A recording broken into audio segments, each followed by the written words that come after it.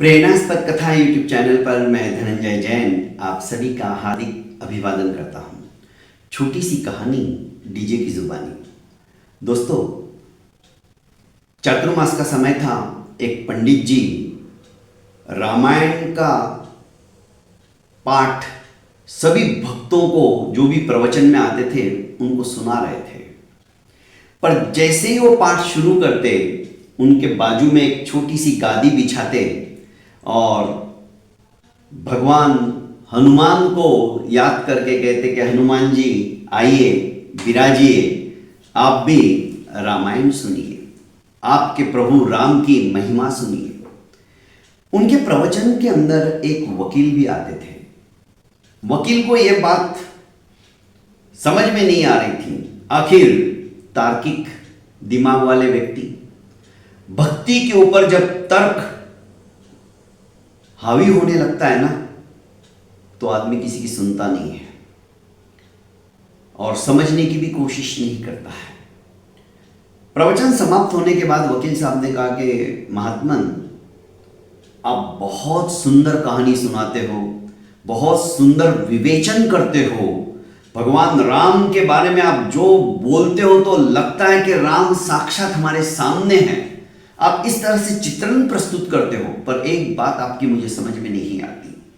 आप प्रवचन शुरू करने के पहले हनुमान जी को आदर के साथ में विराजमान होने के लिए बोलते हो। क्या हनुमान जी सचमुच में आते हैं? महात्मा हंसे और कहने लगे, यह श्रद्धा का विषय है और मेरा व्यक्तिगत अभिमत है कि भगवान राम का जहां जहां पर कीर्तन होता है, भगवान राम का जहां जहां पर वर्णन होता है, जहां जहां पर भगवान राम की महिमा का गुणानुवाद होता है, वहां पर हनुमान जी गुप्त रूप से आकर विराजमान होते ही है। यह मेरा व्यक्तिगत एक्सपीरियंस है, मेरी श्रद्धा है ये। नहीं महात्मन, इसका कुछ प्रमाण है क्या? श्रद्धा होना एक अलग बात है और प्रैक्टिकल रूप में बताना एक अलग बात है। कि वे भगवान है, वो तो दिखेंगे नहीं, आपको इसका प्रमाण देना पड़ेगा। महात्मा ने कहा, क्या प्रमाण दूं? ठीक है, कल इस गद्दी को तुम आज लेके जाओ, उठा के अपने घर पे, कल आप लेके आना, बिछा देना, मैं भगवान को आमंत्रित करूंगा। जैसे ही मेरा आमंत्रण समाप्त हुआ, फिर आप इस गद्दी को उठाना। यदि आपसे उठ गई तो समझ लेना हनुमान जी आए ही नहीं, और आपसे गद्दी उठी नहीं तो समझ लेना कोई उसके ऊपर बैठा है।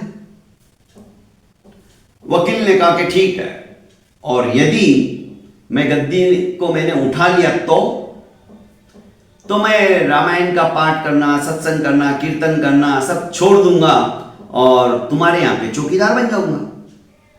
पर यदि तुमसे गद्दी नहीं उठी तो तुम क्या करोगे?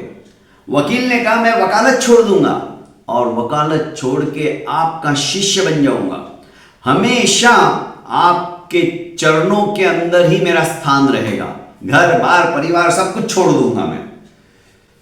बात हवा में आग की तरह फैलते हुए पूरे गांव के अंदर फैल गई, पसर गई। दूसरे दिन तो श्रद्धा और तर्क, भक्ति और वकील के तार्किक बातों को सुनने के लिए, समझने के लिए पूरा गांव उमड़ पड़ा।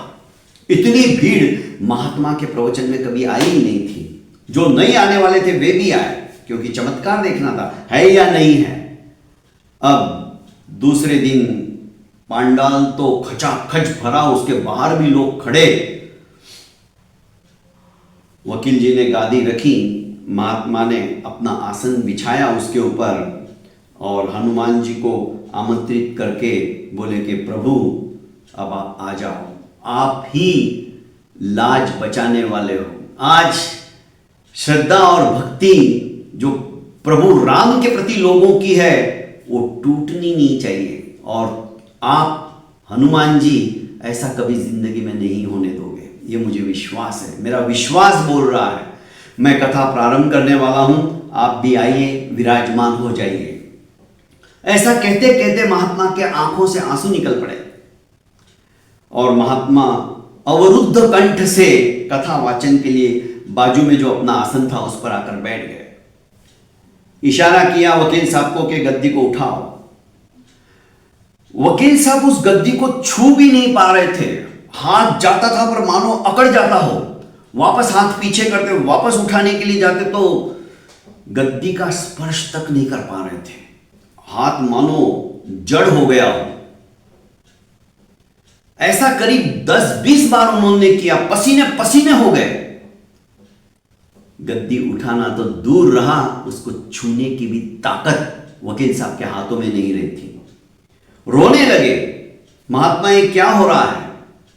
महात्मा को विश्वास हो गया कि हनुमान जी आके विराजमान हो चुके हैं। उन्होंने कहा वकील साहब आप हार चुके हो।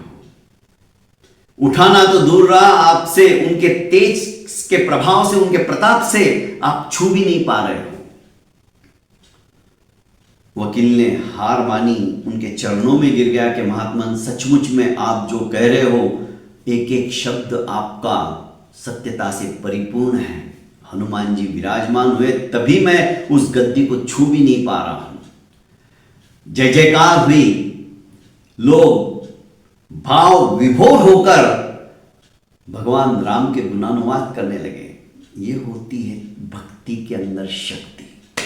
बहुत बहुत धन्यवाद दोस्तों। प्रेरणास्पद कथाएं यूट्यूब चैनल को लाइक कीजिए, सब्सक्राइब कीजिए और ज़्यादा से ज़्यादा अपनों को शेयर कीजिए। प्रणाम।